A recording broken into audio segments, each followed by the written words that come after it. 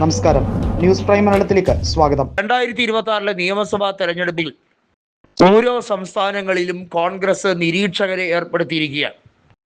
കേരളത്തിലായിരുന്നാലും തമിഴ്നാട്ടിലായിരുന്നാലും ബംഗാളിലായിരുന്നാലും അസ്സാമിലായിരുന്നാലും നിരീക്ഷകരുടെ കൃത്യമായിട്ടുള്ള ഒരു വിന്യാസം കോൺഗ്രസ് നേതൃത്വം AICC നേതൃത്വം നടത്തിയിരിക്കുകയാണ്.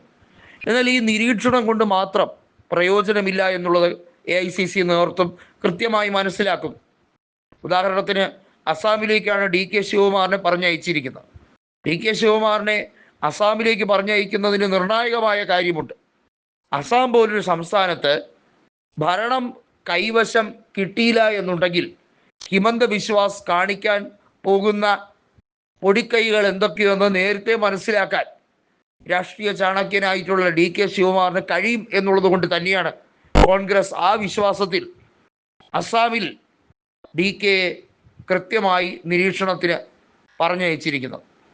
മറ്റ് പല നേതാക്കളെ, ഉദാഹരണത്തിന് കനയ്യകുമാർ ഉൾപ്പെടെയുള്ള നേതാക്കളെ കേരളത്തിലേക്ക് വിന്യസിച്ചിരിക്കുന്നു. കേരളത്തിൻ്റെ താല്പര്യങ്ങൾ മനസ്സിലാക്കിക്കൊണ്ട് ഉള്ള നീക്കത്തിന് വേണ്ടി സച്ചിൻ പൈലറ്റിനെ വിന്യസിച്ചിരിക്കുന്നു. ഇവിടെ ഏറ്റവും പ്രസക്തമായി മാറേണ്ട അല്ലെങ്കിൽ മാറിക്കൊണ്ടിരിക്കുന്ന കാര്യമെന്ന് പറയുന്നത് ഓരോ സംസ്ഥാനങ്ങളിലും എത്രത്തോളമാണ് അവിടുത്തെ ഭരണവിരുദ്ധത എന്നുള്ളത് മനസ്സിലാക്കിക്കൊണ്ടുള്ള നീക്കമാണ് കോൺഗ്രസ് നടത്തുന്നത്.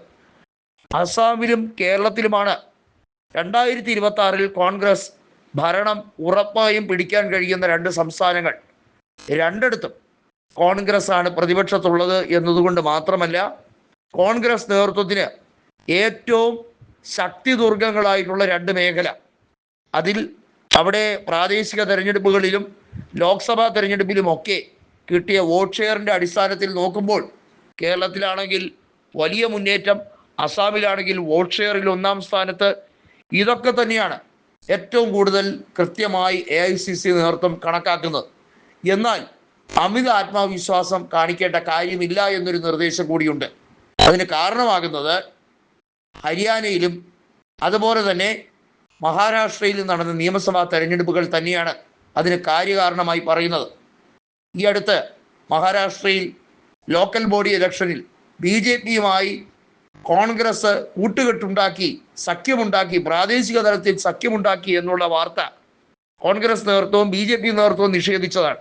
പക്ഷെ അവിടെ യഥാർത്ഥത്തിൽ പറ്റിയത് എന്ന് പറയുന്നത് പ്രാദേശിക ഘടകങ്ങളിൽ ഷിൻഡെ വിഭാഗത്തിൻ്റെ സാന്നിധ്യം ഉണ്ടാകാതിരിക്കാൻ വേണ്ടിയുള്ള നീക്കം ചില പ്രാദേശിക നേതാക്കൾ, കോൺഗ്രസ് നേതാക്കൾ എടുത്തു എന്നുള്ളതാണ്.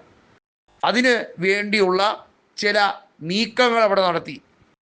അത് രാഷ്ട്രീയപരമായി ഗുണമല്ല എങ്കിൽ പോലും ഷിൻഡെ കാണിച്ച നെറികേട്, നന്ദികേടിന് കൃത്യമായ മറുപടി കൊടുക്കുക എന്നുള്ള ഒരു പ്രാദേശിക വികാരമുണ്ടായി.